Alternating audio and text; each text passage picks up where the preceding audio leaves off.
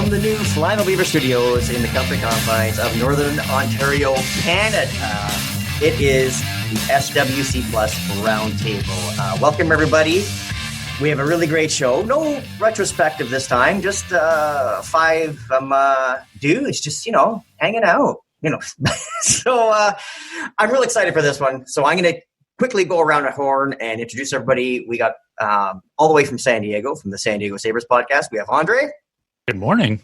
We have my Canadian brethren. We have my friend to the east, and from Tumbling Saber Podcast, we have Carlos. Good afternoon. And we have back out on the left coast, my good friend from the Generation X-Wing Podcast, Mr. Rob Williams. Hello, everybody. And the Lone American on the show. Welcome back after a hiatus from the Round Table. No stranger to the Round Table. This is probably his fifth appearance. Ben from the Skyhoppers Podcast. Welcome back. Yeah, all the way from the No Coast, prime flyover country. The lone American, as Andre is sitting there in San Diego, like, what am I, Mexican? Well, I, for the record, heritage-wise, I am French-Canadian. There you go. My full name is actually Andre Francois Marquis. Oh, mon Dieu. Wow, tu parles de français? Okay. No, I took Spanish in high school because I live, a spitting distance from the border. Right. Deal. You could see the outlet malls in Tijuana. Oh yeah. Well, quick note. I was in San Diego in 2018, and I took my 15-year-old daughter at the time, and somebody was like, "Hey, you guys got to go to Tijuana." I'm like, "I'm not bringing my 15-year-old daughter to Tijuana." No, it's not the experience it used to be. Yeah, If it's good enough for Camp Krusty, it's good enough for your daughter. Don't worry about it. Yes, Tijuana. Hey! That was not camp. Sorry, that was wholly bad. Worst camp. That was worst Krusty ever.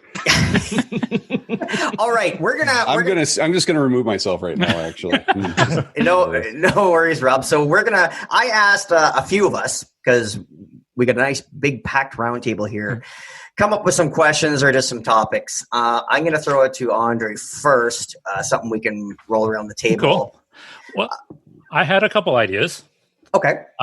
We can go, fanboy. We can go provocative. We can go just chatty. What's everybody feeling right now? I say you start with one. Yes. Okay. Yeah. And we'll move from there. Yes. Yeah. Let's go fanboy. Let's try that one. Well, it goes with the usual top 10 or top 5 kind of concepts, which are our podcast fodder that we love. What is your favorite thing about being a fan and your least favorite thing about being a fan? I'm laughing because this kind of relates to my question somewhat. Okay. So, Okay. Well, we'll jump into yours good. next, Rob. Just so if you can sew it in. Segue. Yeah. Segue. It's interesting that you chose that. So Okay, so I'll go first. What I like about being a fan, the community. Definitely. What I dislike about being a fan, the community. And we're done. And again, not that I try to surround myself with like the Neil Lowrys and gentlemen like yourselves, like that positivity of the group. Ben, you're really into Legends. I read them when they came out. I haven't reread a lot of them, but it's okay. Yeah. Rob, you're in the 501st. I'm not in the 501st, but that's okay too. It's not. Yeah, but you're an astromech builder, so it's like you're on a different. True. Yes, you're on another side of that spectrum. And again, I hope that that's okay with you guys. It's okay. Yeah. That's okay. This is the same place. So again, the toxicity around the fandom I can do without, but it's podcasting with gentlemen like yourselves. It's and podcasting with women. I'm not trying to. Or however you identify, doesn't matter to me. So, or the meetings when we're Ben, we've met up a couple times, and it wasn't for Star Wars. There's no way we would have. Yeah. Hey, let's go to Chili's, Ben. Some 47-year-old Canadian. Hey there. If it wasn't for I never would have gone to Orlando. Right. Exactly. Yeah. Yeah. So period. That's what I like about it. So, Ben, what's your favorite and what's your least? I guess I hate to fall back just on the community answer because that is kind of the default. But yeah, I wouldn't be here. I've gotten to talk about Star Wars way more than I would have otherwise had I just continued to kind of enjoy it alone quietly in whatever bedroom I happen to be living in at the time. And I feel like I've gotten pretty good, especially recently. I've gotten very good at using, if not the block button, the mute button. Because there are a lot of things that, like, if we're talking Star Wars, there's a lot of things Star Wars could be doing better right now. Yeah. And I think it's important to listen when people are talking about that. But I don't think one of the things Star Wars could be doing better is like cutting Canto Bight from The Last Jedi. You know, like I'm sick of that. Yes. So that's obviously the part. Thankfully, I've not even really had too many interactions with those people. But I guess if I could go a different route for my least favorite thing, and maybe this is more a personal thing, or something that I'm experiencing. I'm getting ready to move in with my girlfriend in the next few months or so. August. Thank you. I have a lot of things, a lot of Star Wars things. And that kind of relates to my question that I've just come up with, but that we'll get to later. But it's sometimes I just wonder, I sometimes grapple with like the idea of like, you know, materialism. It's like, how much do these possessions matter? And that kind of being butting up against the fact it's like, well, I want these things, but I also might not have room for all these things. So it's kind of creating some amount of pain where I'm like, well, I'm going to have to get rid of some of this stuff. Some of the stuff's going to have to be cut. So that's kind of, I guess, rather than just being a straight negative, it's kind of a double-edged sword for me. Right. Yeah. Well, but if I have to pick a different answer, that'll be my second answer. My least favorite. Good answer. What you have to do is, I built myself a room.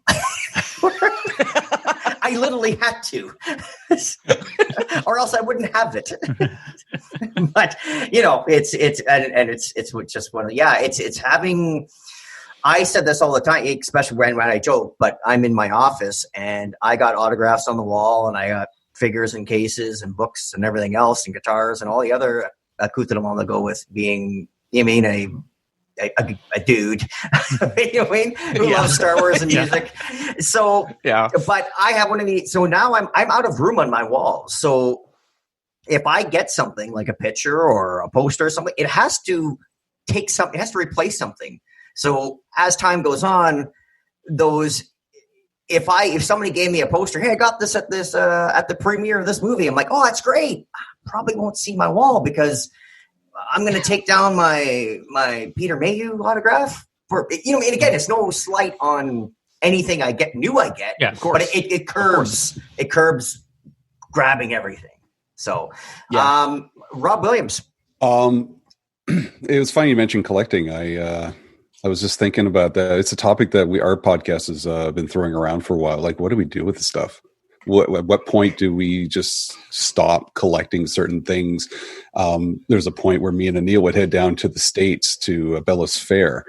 This is during the 90s when the Power of the Force line was out, and they would get 3 months earlier than Canada. We'd go down there and buy 2 of everything, 1 for in package, 1 for out. And it was just like, now it's sitting in a closet right over there, just taking up space. And why am I keeping it? I can't take it with me when I die. It's one of those things. And I'm single. I don't live with anybody. And it's just like, it may be a more focused collector. So yeah, that is a good question. But it goes to some of the best things about being a Star Wars fan is the creativity it sparks. I mean, all these ideas of toy design, like we wouldn't have had a lot of these things as kids. I mean, and this was the time where Star Wars really blew up the action figure market. You know, so we wouldn't have anything like G.I. Joe, He-Man, all that sort of stuff without it. Yeah. But it also sparked a lot of creativity regarding, for me, like art, writing, for a lot of other people, music. When you listen to The Mandalorian, who's the guy who does the music for Mandalorian again? Ludwig Göransson. Incredible musical mind. And I just like watching him work. It's fun to watch. I mean, I've done music before. I was in an orchestra as a kid. But to watch someone like that, it's amazing. And it's also allowed this creativity, like I'm building a Neon costume, and this creativity has allowed me to give back to the community. And that's something that, like, for those who don't know, I'm doing a virtual stair climb for the BC Lung Association. And I just came back from like day 16 of doing 48 floors. And I enjoy it. I've hit my goal, and I'm giving back to those who need help. And our Outer Rim Garrison has raised, I think it's over close to $4,000. Our Outer Rim Garrison raised $700 for Variety Kids during a time of COVID. And this is stuff that it's all money raised because someone wanted a picture of a stormtrooper, and that's it. Yep. It's just, it's amazing to think how the community like that has really sparked help towards others, where you kind of hope that big businesses and stuff like, and people like that give back, and it's the little guys like us who are also giving back. So the negative, I will talk later, and this leads to my question, is the stigma. I'm going to hold off on that for my question, but there's a stigma attached. I thought you were going to say East. No, Ben's converted now. I've converted. It was a long missionary travel, but I've converted Ben. Well, okay. I wouldn't say converted. I wouldn't say converted. So we need to tolerant. Tolerant. We need to talk. But sorry, it does sound creepy as hell. But any which way, I will talk later about the idea of stigma, and there's a big one about that. So. Yep. Okay. Perfect. Carlos. Good bed. What I love about being a Star Wars fan is kind of, I love the whole Jedi, like the powers type of thing. It's the fantasy aspect of like being able to do more than what people expect of you. Right. So there's something about that speaks to me, and it's always spoken to me. And the thing that I like the least about Star Wars is also expectations. Because I myself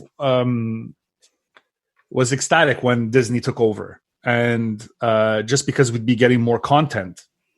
And I didn't think we'd be getting as much content as we got, and as we're planning, or they're planning, to shove down our gullets over the next few years.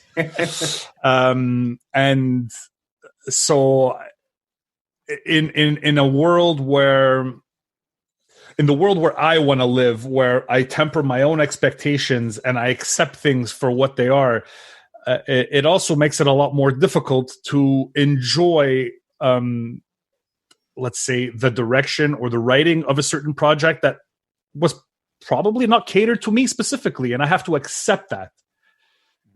So it's like, be careful what you wish for type of thing.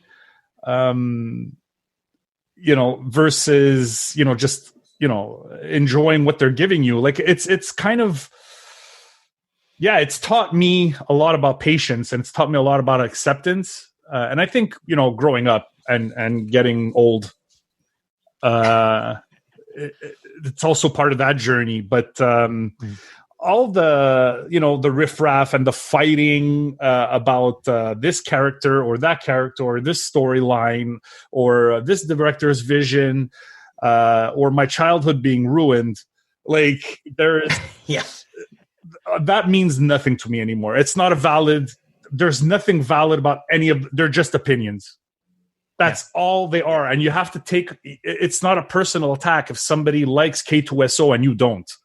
It's not a personal attack if you're a fan of Han Solo, but only Harrison Ford's Han Solo and not a fan of Alden Ehrenreich.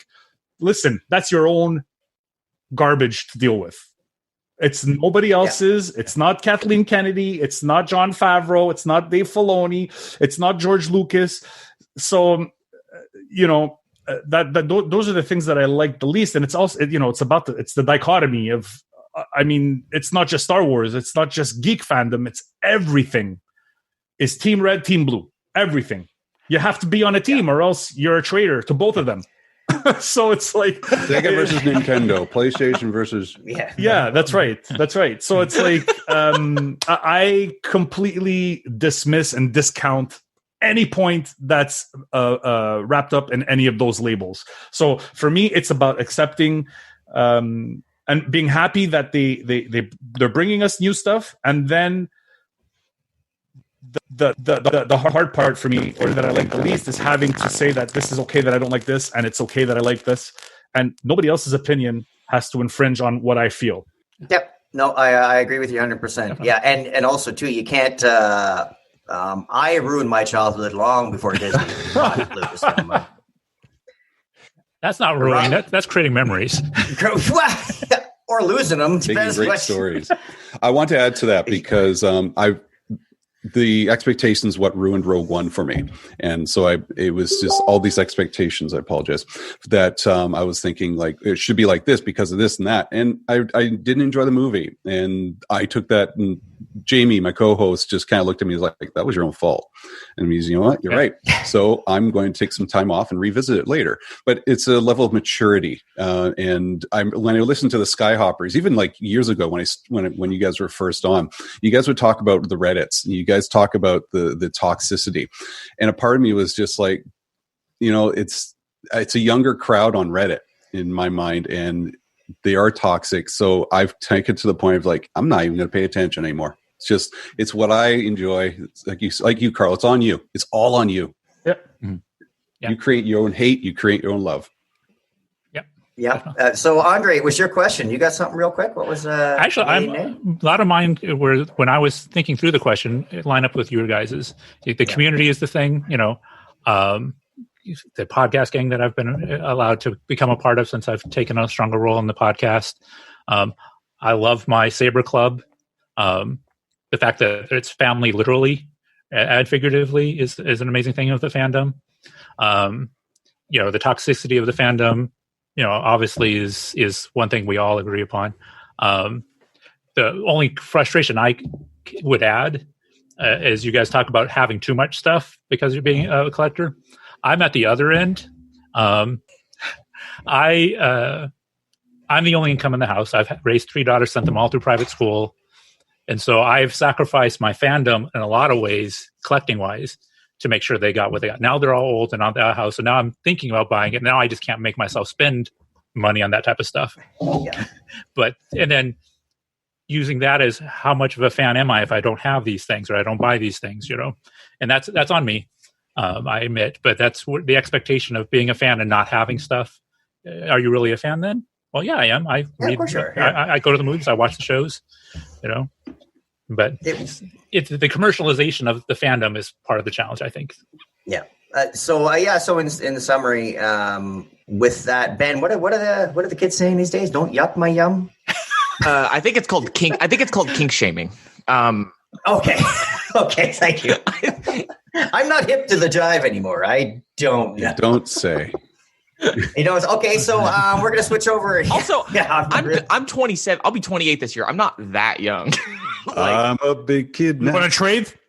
Yeah, I'll trade you, please. I won't. I'll trade you right now. Yeah. The damage I could inflict on this world with this mind at your age. You had your chance, sir. I did. I screwed it up big time. Or did you? Well, yeah. Speaking of good memories. All right, Rob, you wanted to segue. So this is funny because I struggling to figure out a topic, and I'm making it sadly personal. You guys are going to be my mental therapist for today. Gladly. Good luck to me. But there is a stigma. So as I was saying earlier, I'm single. I'm in online dating, and one of the things, and I put on my profile with the suggestion to a friend of mine. It's my party on Instagram. She suggests I put a picture of me in my costume. Why not? I got a picture of me in my kilt, got a picture of me in my costume. And it's interesting to see who likes the picture, who interacts, and who doesn't know anything about Star Wars. And then there's Riley's going to love this. Then there's the connection. Like, is that like same as furries, or is that what you do? Is that what you dress up as? And it's just, I'm not kidding, Riley. I know you're listening. I swear to God, this is a conversation I had last week. And I was trying to, it's like, oh no, being a Star Wars fan doesn't mean I here's a question. Do you live in your parents' basement? So is this all you do? Is this all you do with your spare time? You have podcasts? Is that about Star Wars? So you talk about Star Wars all the time. It's just this idea, and it's not just from the online dating. It's just like friends at work. You're that Star Wars guy at work. Everybody else, you're that guy who likes Star Wars. So everything that Star Wars has sent to you, the gifts, the emails, all that sort of stuff. My parents send me Star Wars emails, for Christ's sake. And it's just like, and yeah, I've probably seen it 3 months before they did. But that's not the point.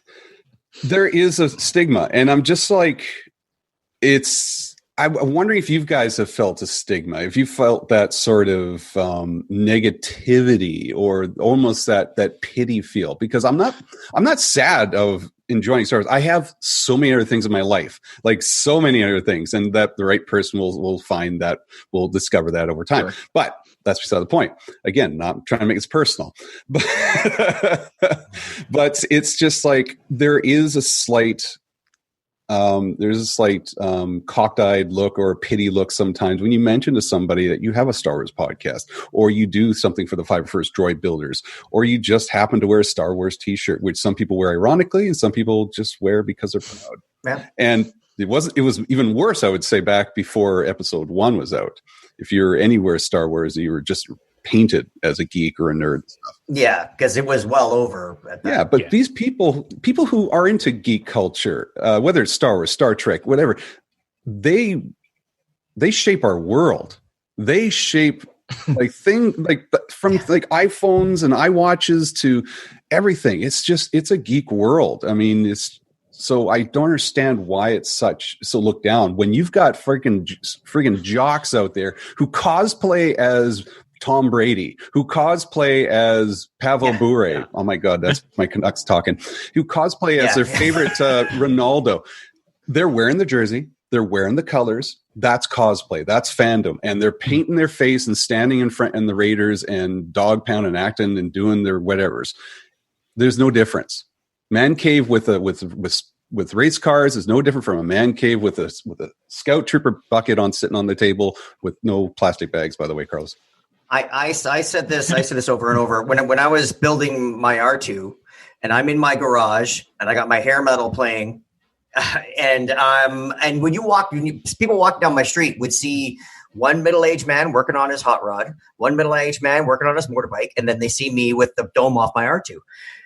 I can honestly tell you, I bet you I get a lot more looks. Yeah. Now it's like my wife we had a delivery, Amazon, whatever. Knocks on the door and he's like, here you go, ma'am. And he's like, and I saw this because I got one of those Ring doorbell recorders. He's like, is that R2-D2? Like, it's in my living room. And she's like, yeah. He's like, that's awesome, but why? It's like my husband.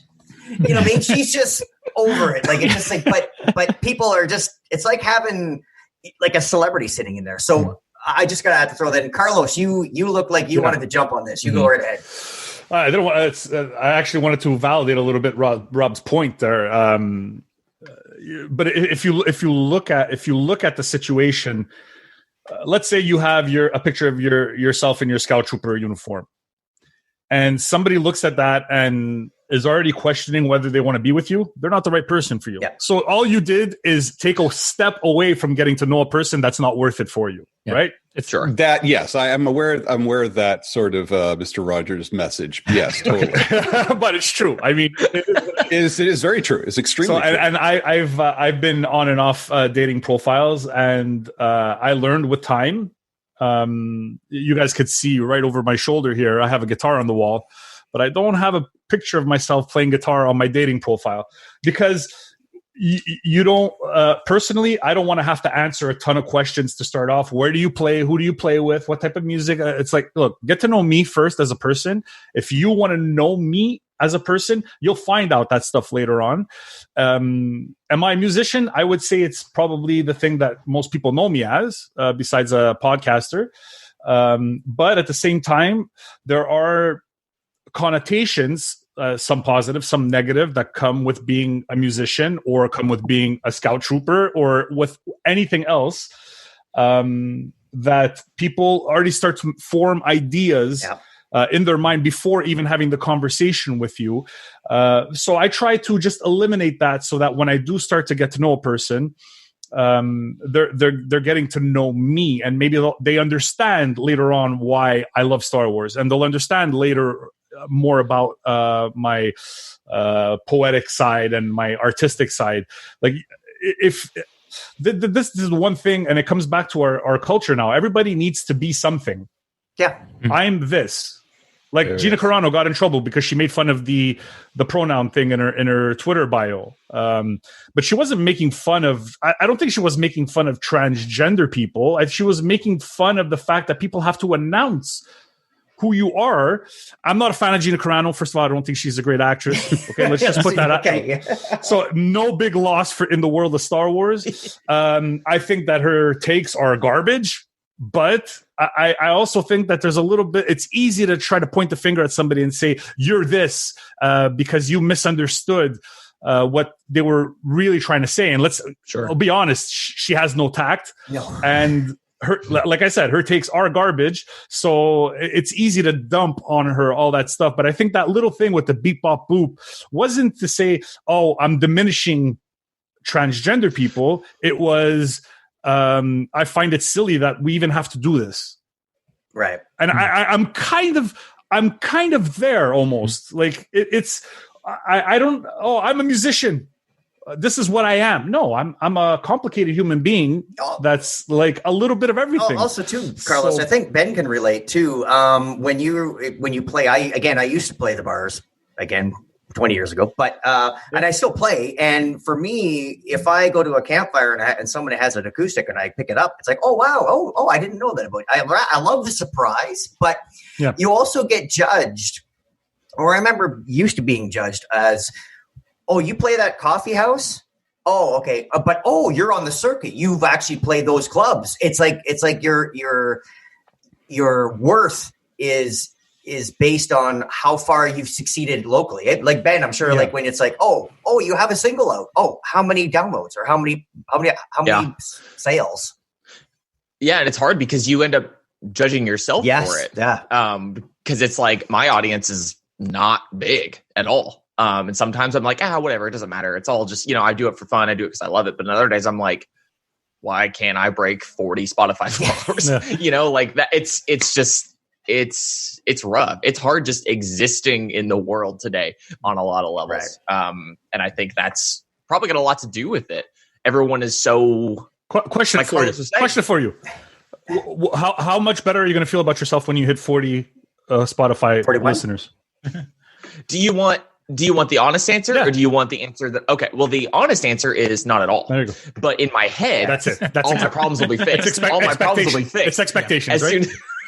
As soon as I hit 40, I'm like, and I'm sure we can all relate as podcasters. We take a look at those numbers at the end of the month, and you're like, oh, but that guy has more than me, or that guy's less, or like Roman and I, my other podcast, we don't tell anybody those numbers because they're ours, and we have to get two things: either another podcaster will hear them and say, "Oh, I'm not." Well, if I can't keep up with those guys, and then feel bad about them, or they'll be like, "Oh, that's nothing." You're wasting your time. It's just nothing but judgment. So anyway, back to Star Wars. Andre, you got anything about this? As for the dating profile, I have no idea. Let's point it at something you can answer. You are in a lightsaber dueling club. Yes. Now, if you paint that brush to anybody outside of this, probably round table. Oh yeah, I know it's. Being a geek for as long as I have been, I've original Star Wars all the way through. I have seen how culture has shifted to be more accepting, but still have that edge of, really? You do that? Or you spent that much money on that? Or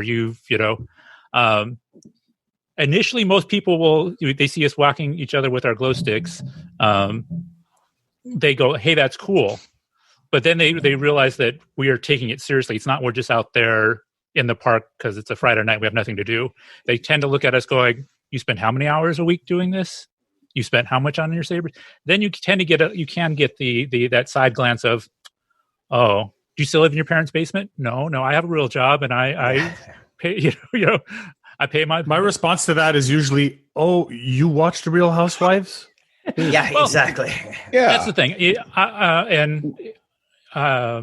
Being a dad to daughters who have extremely different fandoms.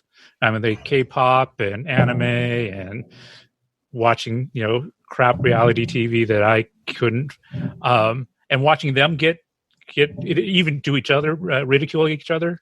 I go, that's the one thing I stop. I go, no. The one thing that I will not tolerate is you putting down someone else's fandom. Mm-hmm. I go, I have no clue why you like it. I am obviously not the target audience. Never will be. Never. But I will give you the freedom to experience that. It might last a year, might last a season, might be a lifetime thing. Cool. Yeah. And if people can't respond to that, to what I like, I'm a grumpy old man. Just go away. Hey, and I might cut this out of the podcast, but it's going on the live stream. And whenever somebody says, "Oh, you live in your mother's basement," you say, "No, but I've seen your mother's basement." Oh, now keep it in. Don't take it out. Yeah, so for some of us, Carlos, it's a little bit more true than an insult. Like, so it's like, the numbers make sense. There's a possibility. So, Ben, what do you make of this? I guess aside from the music stuff, but the Star Wars. When I would assume it's more accepted as a younger kid's. He's 27, for older. For God's sakes, stop it being such an age. Still a young one. Yeah. I mean, he's a wee little child one for sure. I think, Rob, that's true. It is a lot. I feel like it is a lot more accepted. Like, especially because there's, like all of us, so many people I know. My age, or maybe some friends not my age. I've bonded with over this, nerd stuff, right? A lot of it being Star Wars, but at the same time, I don't know if I should feel the stigma, but I do. Whenever I think, I actually use, I was talking to you guys about this new job I just got during the interview process. I mentioned my podcast talking about managing data and looking at reading analytics and that sort of thing. And it wasn't a big deal, but I purposely did not mention and have not mentioned what those podcasts are about. That was especially as someone with multiple, it's like, oh, you have 2 Star Wars podcast. You can't say enough on one. I go say, no, you have this illness and then some. Yeah, exactly. That's how it feels. And it's one of those things where it's like, no one I work with is that much older than me. And it's like, the one time I went into the office, there was a Mario drawn on a whiteboard and they're all seem kind of dorky. So it's like, it probably would be fine. But it's almost like, I've never been bullied because I like Star Wars, but at the same time, it's like this cultural stigma that's been passed down almost, where it's like, yeah, people our age, you're into what you're into. Right. And also too, it just sounds like you're not inviting it too. It's not like 2 podcasts or like, it's like, oh, you got type 1 and type 2 diabetes. You got, yeah. And it's just, and a podcast about it. And it's diabetes in Star Wars. Which is Bib Fortuna actually in his last. I think he was type 2. If you watch The Mandalorian, spoilers. Spoilers. Bad news, Bib. So I don't know. I think that it's still a complicated thing. Right. There is still a lot, even though you can find these spaces. That's when I was first, getting to know my girlfriend, didn't talk about the fact that I had Star Wars podcasts. That didn't come out until later. It's like, yeah, I was reading a Star Wars book when she walked up to me the first time she met me, but Darth Plagueis. It's still kind of no, Thrawn Treason. Have I ever told you about the story of Darth Plagueis the Wise? I feel like she would have just walked away. But yeah, because she's not on that level. But yeah, there's definitely still like a stigma, whether it exists or not. Yeah. I feel like there are certain spaces where I don't want to invite that kind of attention, even though it's like, yeah, so many of my t-shirts are Star Wars. Someone's going to comment on it at some point, but for some reason, I just don't always want to put it out there. No, I hear you. It's like when I wore my Sabers jacket to church, and they're like, okay, let's talk about this. Yeah. I've got a lot of conversations started there, and most of them were cool about it, but it was just like, what does this mean, Andre? Yeah. Sabers, what's going on? All right. Okay. So, Carlos, you mentioned you had something you wanted to hang on to aside from your hashtag. We're going to keep that. What did you want to bring to the table today?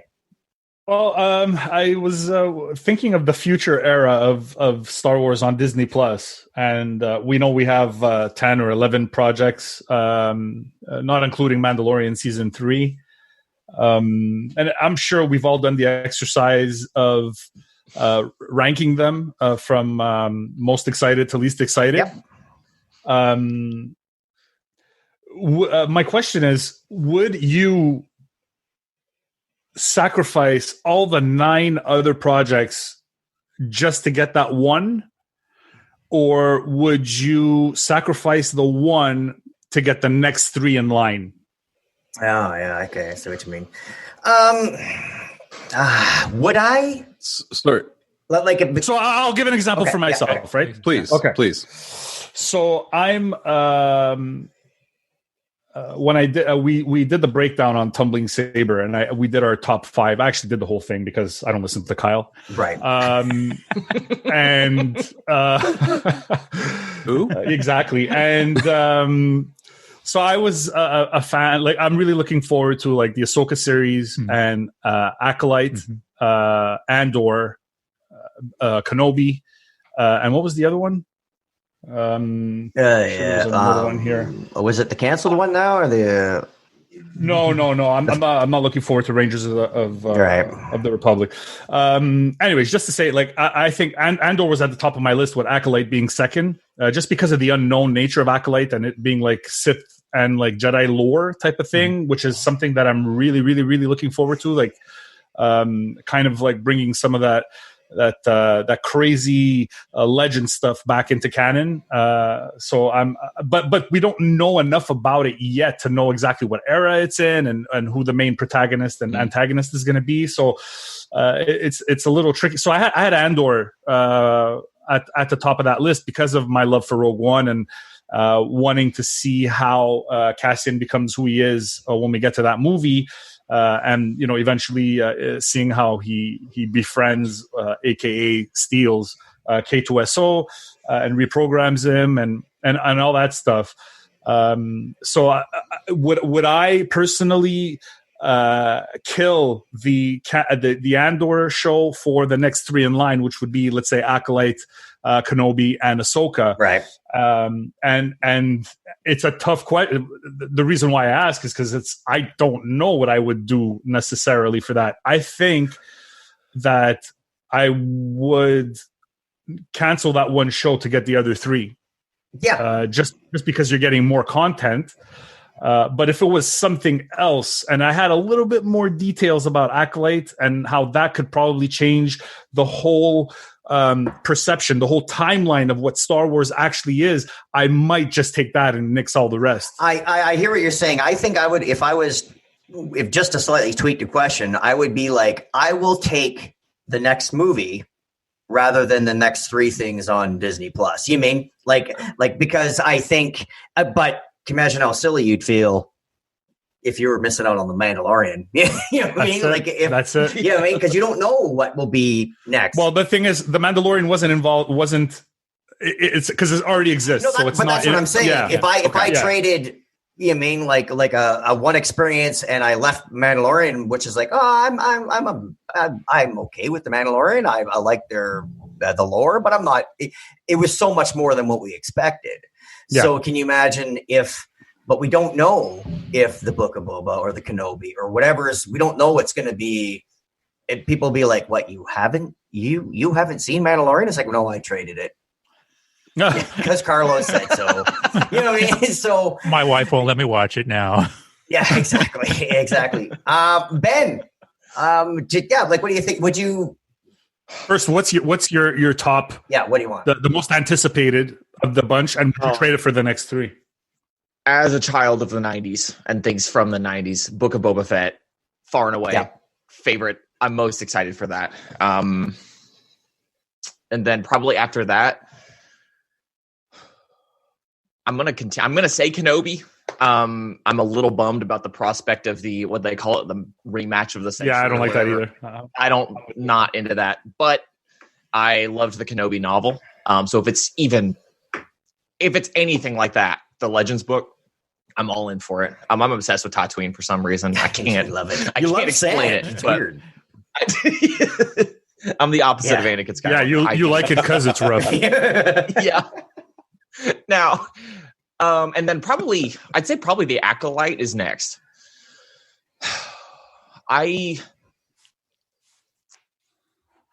It's hard too for me because I feel like a lot of them are a lot of them are interconnected, or at least kind of they're leaning that way. Like, would Book of Boba Fett have existed without the Mandalorian? I don't know. Probably not. That is a really rough question. I know.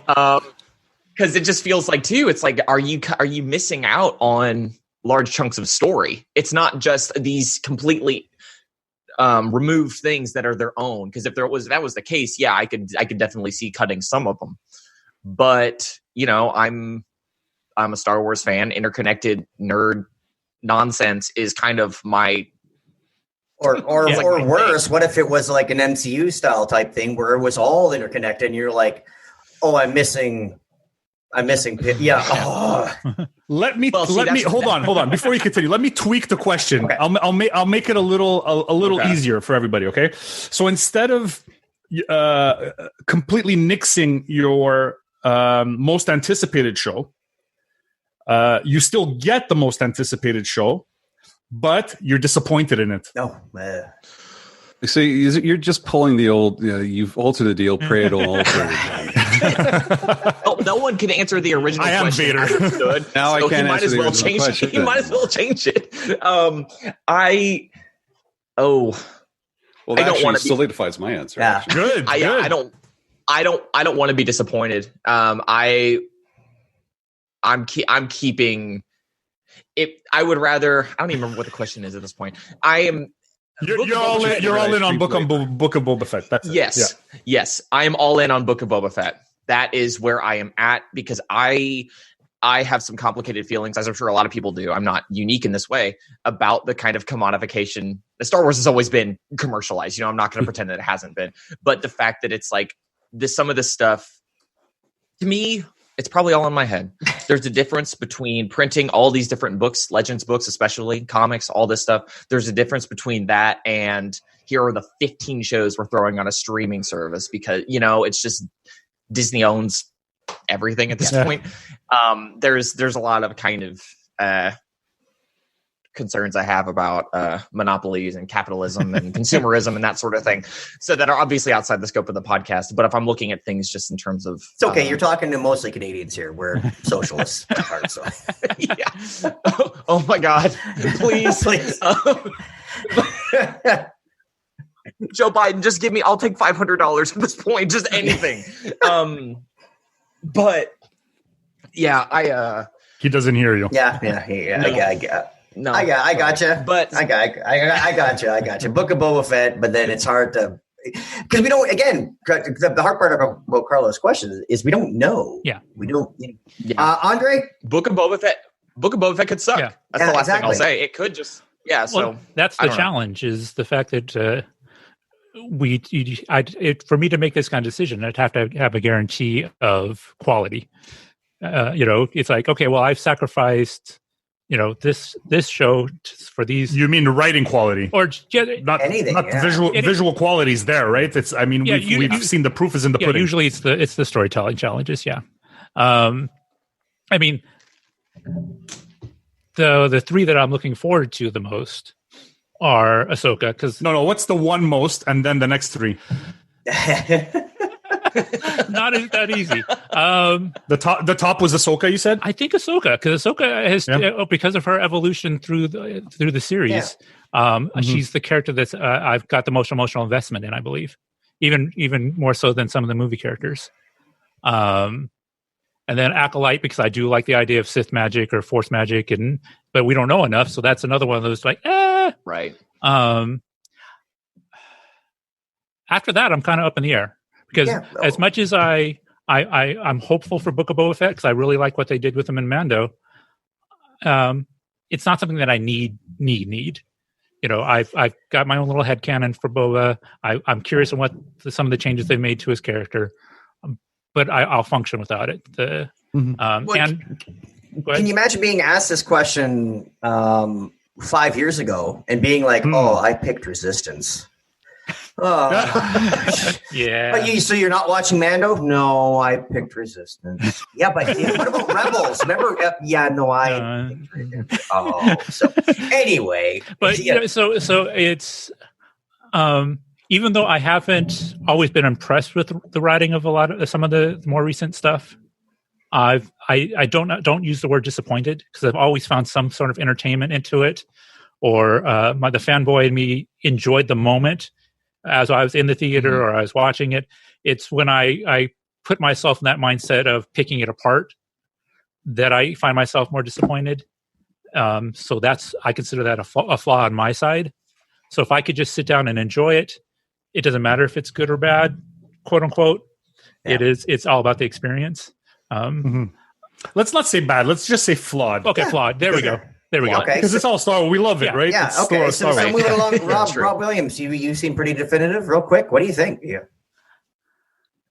Are we answering the first question? No. First of all, this is very much a Sith question because you're dealing with absolutes here. No, we're dealing with the unknown. That actually, I make a subtle joke on that because I think we already do this. This is what happened. This is why we don't have 1313. They sacrifice all these ideas to focus on one idea. And the fact that we have so many ideas now is quite surprising. So would I sacrifice one for the many? Yeah, because that's what they do on a constant basis. This is what Disney does. What they've got. Okay, so they got they got Ahsoka, Bad Batch, Boba, all that. What are the ones that they didn't use? What are the ones that we looking at, like the Walrus Man, Ponda Baba Variety Hour? Yeah, I'd watch that. God, if only, if only. You know what? Now that I say that, Rob, that sounds right up your alley. Why are you acting like that's a bad thing? They say that we don't. All right. So. But this is what they do. So yeah, I would not have a problem because what it does is when you make one show better, like you have this awesome thing, like Mandalorian was a hit. It's a fantastic show. And because of Mandalorian, we have Ahsoka, Bad Batch, Boba, Kenobi. That's right. That's right. And it's because of all that. So they sacrificed so much. In that same vein, though, because of the box office reaction to Solo, we don't have the Mandalorian movie. We don't have the Kenobi movie.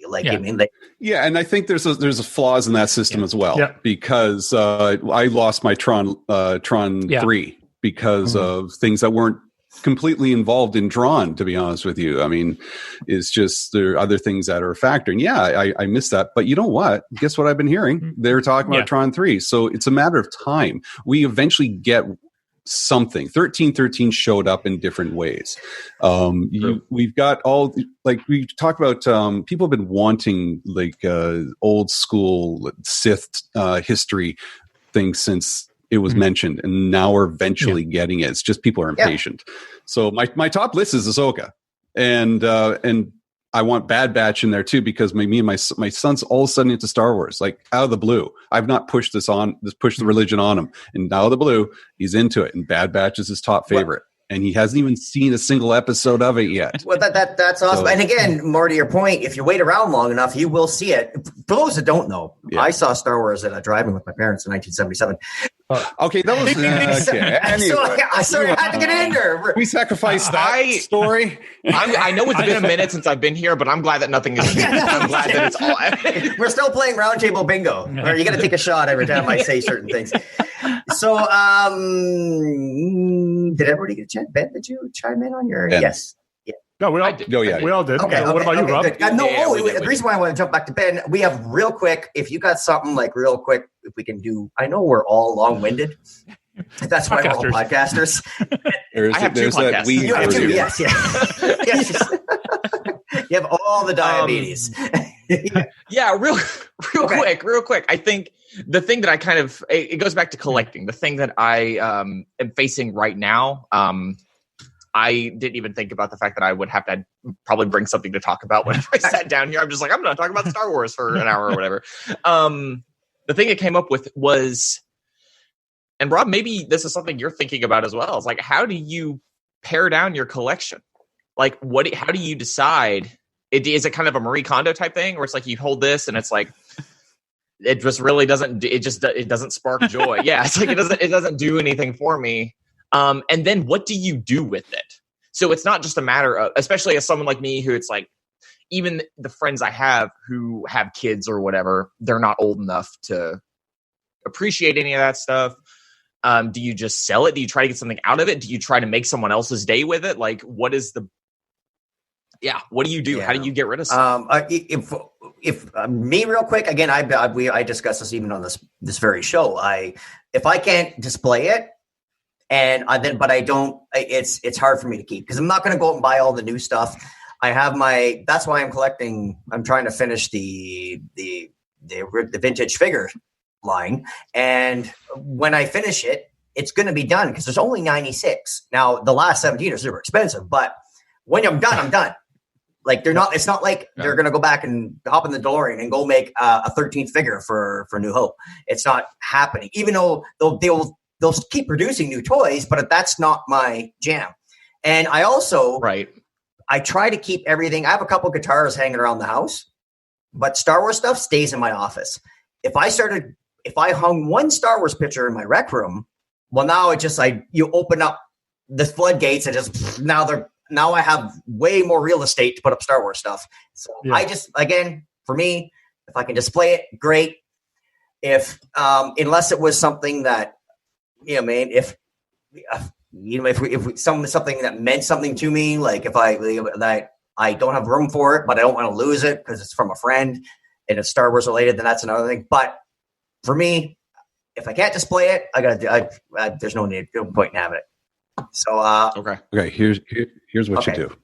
Okay, Ben, this is advice from an elderly gentleman to you. You need to get a third job. All right. This will pay for your storage unit you're going to be holding on to for the next 20 years while you get, go into marriage and all this sort of stuff. That's what I'm afraid of. Okay. Honestly. So by the time you've got that storage unit, it sticks with there. It starts filling up. And then eventually, when you do win that lottery, because that will happen, that's a retirement plan. How it works. It's a then given. you can buy a bigger house, have your own man cave, and then or just own the storage unit itself and use that as your man cave. Yeah. And then there you go. So you don't have to lose a single thing. You're good. You just save everything, buy two of everything, sir. It's fail proof. Okay, so Rob, all joking aside, what do you do with the stuff you have stuff in your closet right now? Sure, all the stuff that's not in the storage unit. What do you do with it? It's not okay. Like I got stuff still in my storage. I got a very small space. I pitched a lot of it after moving 4 times within 2 years. I got sick of carrying all this crap. So hello Value Village, hello Goodwill, hello friends. I started donating, and I donated because it made me feel better. I knew it was going to somebody that would appreciate it, and then I kind of kicked myself. I wish I had made some money off of it because it would have paid for some of the moving fees. But part of me was just like, I gave it away to people who I think appreciate it. And I know Neil's doing that same thing. His basement flooded and he's got tons of stuff and he's selling most of it and then quietly, and then he's giving away some of it to people that mean something. And so it's just, you can't keep it all. And that's the hard part is letting go. And just hold what's important to you. Do that Conda thing. It sounds silly, but it's actually kind of true because what you're doing is you're just talking to yourself saying, do I need this? And you know what? We're in the day. And this is different for us older guys again, because back in the day, there was no way of getting this crap back. Once it's gone forever. And then eBay came and then Craigslist came. And then Kenner just started producing twice 2 of everything anyways in vintage form. So, I mean, Jesus, now you can buy everything all over again. And they'll charge you 3 times as much. So you're going to have to accept it and just give what you got. Carlos, what do you do? What do you do with your vast Lego collection? Like, does it? That's the thing. Yeah. So people. Legos are rough. So people who know me know that I collect Star Wars Lego, and I have a main focus on the TIE fighters. I love the TIE fighters. I'm missing, other than the Darth Vader TIE UCS set and the original Interceptor UCS set, I'm missing one TIE fighter set. Wow. Not including the one that's in stock right now. I'm hanging it on before getting that one. But just because before the holidays, there's a list right here of all the sealed sets that I bought and never built. And I bought them because that's what you do as a collector, because there's no rhyme or reason. It says Lego Star Wars on it, so you got to pick it up. And then at a certain point, I'm walking in my living room and I see a pile of I mean, they're nicely stacked, but they're stacked on the floor of unopened sealed Lego sets. And what am I doing with them? Yep. Like So I bought the Razor Crest. I bought the Tantive 4. I bought the Stormtrooper helmet. I built Boba Fett helmet. I built the TIE Fighter pilot's helmet. But the Stormtrooper helmet, I bought it just to have all three. But I don't want the Stormtrooper helmet. So I sold it. Right. And like you, Rob, I wanted to give it to somebody who would appreciate it and who felt that $120 was worth it.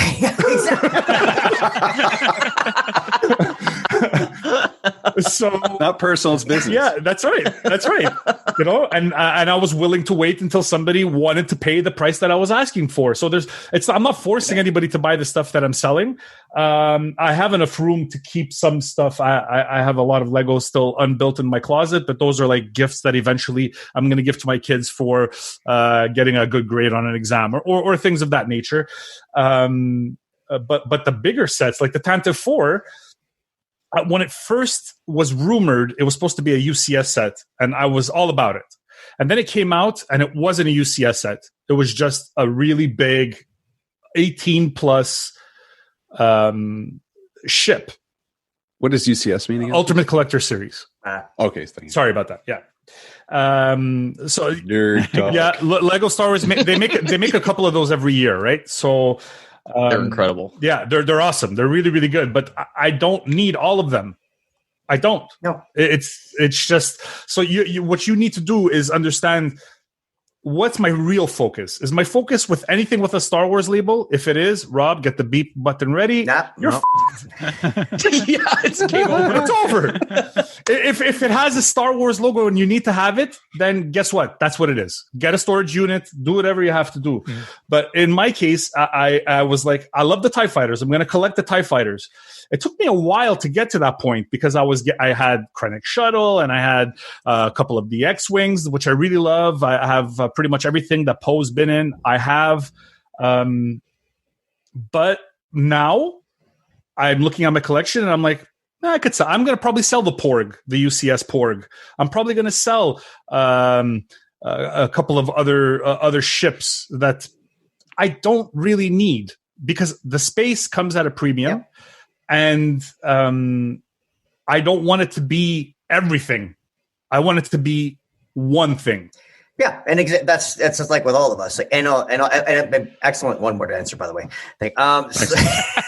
So, but we got your one word right here, pal. Yeah, and again, we all get it. It's you have to focus your collecting, or else it's Star Wars. They'll keep making stuff, so you can just keep buying stuff. Andre. Like I said, I'm a limited collector because of limited resources. But when I not recently, about a little while ago, I'm a book collector. So I have all the new books, and I have a lot of Legends. And my wife is the book person of it. But when we did a house purge, it's spring cleaning with viciousness. We gave away and donated and whatever. Some in the area 40 boxes of books, because that's just what we do. And we feed each other's illness, because when we go into a bookstore together, I go, hey, I'm going to go get this new book. Well, then my wife will go, well, I'm going to get this one. And then, well, I'm spending a little more or spending a little less. And we kind of balance it out. And by the time we're done, we both bought like 3 books, so 6 books out the door, we're like, and I've read 2 of them, so, we use it comes down to we just get to the point where we trip over stuff and we just go, okay, we're doing a purge. When we move, and we've moved plenty of times in our marriage, we have a standing rule: is if you help us move and you see something you like, and we don't have a strong emotional attachment to it or a daily need for it, please take it. Yes. Because otherwise we're just moving it from point A to point B. So, even with some of our personal collector stuff or whatever, I gave when we this last move. Is that how Eric married your daughter, or was it Eric, or was it Eric married my daughter? Yeah. Okay, is that how? Did he help you move? And it's called a dowry. No, but when they moved, back in October, I walked away with some cool gear. But there you go. And rightfully in the words of Tony Stark, I want to reinstitute Prima Nocta. So I got Eric's old Darth Vader helmet around here somewhere and some other stuff. Nice. But no, it's.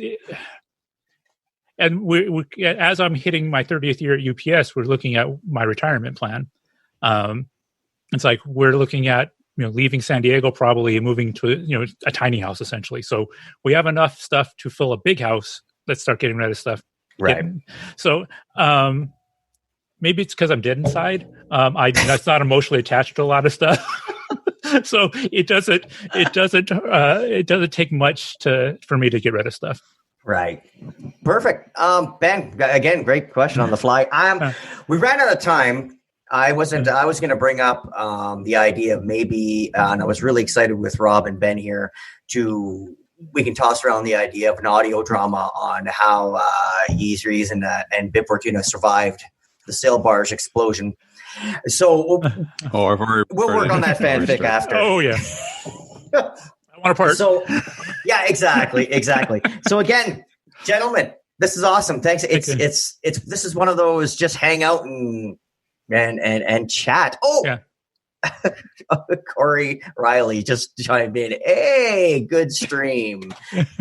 Everybody wave to Corey. Hey Corey. Hey Riley, we miss you.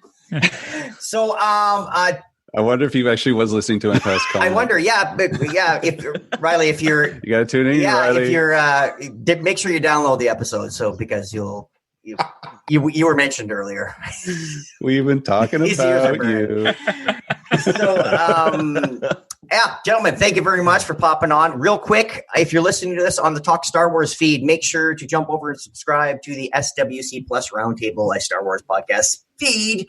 Because Rob Way's been so great since this podcast has drifted off on its own, that we still are released on Talk Star Wars. But if you like what you're hearing of it, it won't be forever. It'll eventually be it is a separate feed. So eventually there will be a split.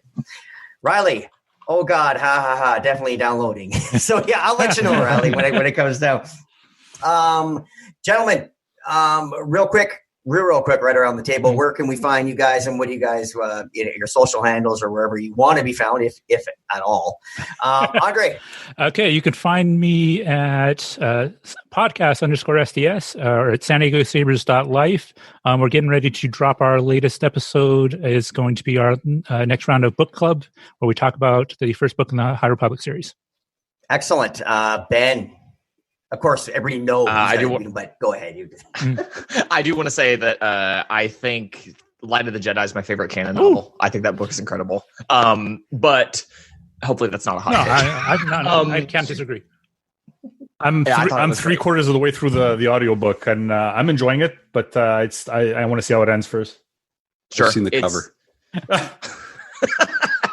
I think the end is very good. But anyway, as for me, you can find me.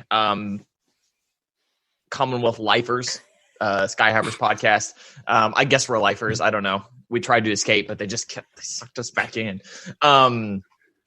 But you can find us over there, or find me over there. The Young Guns. Me, I'm on Twitter at Ferretlicious. I'm on Instagram at Ferret Breeder, where I'm primarily just documenting my 2021 reading challenge. It's been a lot of Star Wars, but now there's Brandon Sanderson, so I'm probably going to slow way down. Yeah, I think that's it. All right. Okay, Carlos. I'm on Twitter and Instagram at C Candido Music and at The Funny Carlos. You could check out our podcast, the Tumbling Saber Podcast, on all the podcast catchers. and you can become a patron at patreon.com/Tumbling Saber. When we kick the door back open in a few weeks, we're going to be hitting the mics again. So stay tuned for that. Looking forward to it. Okay, Rob Williams. All right, here, kids. Here's what you do. Tune into the Generation X-Wing podcast. Okay. So that's where you're going to find me. Look at that. Other side. Generation X-Wing podcast right there.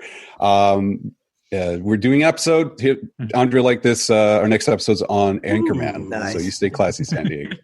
Also, you can find me on the Outer Rim Rookie, Facebook, Twitter, and my Outer Rim Rookie show. It's on our YouTube channel, Generation X-Wing YouTube channel. Where we're doing where I'm just building my Nien Nun costume, doing some charity work, and currently doing some fundraising for the BC Lung Association. If you want to know more information, check out Outer Rim Rookie on Facebook or on Instagram. But thank you very much, Rob, for everything. Oh, and thank you once again. And you can find myself. I am at Robert MMcast on Twitter and Instagram.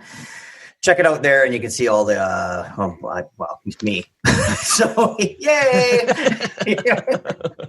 It should be enough, but it's not. You will be very disappointed. So for Andre, Ben, Carlos, Rob, thank you so much for another awesome roundtable, and we'll see you next month. Later.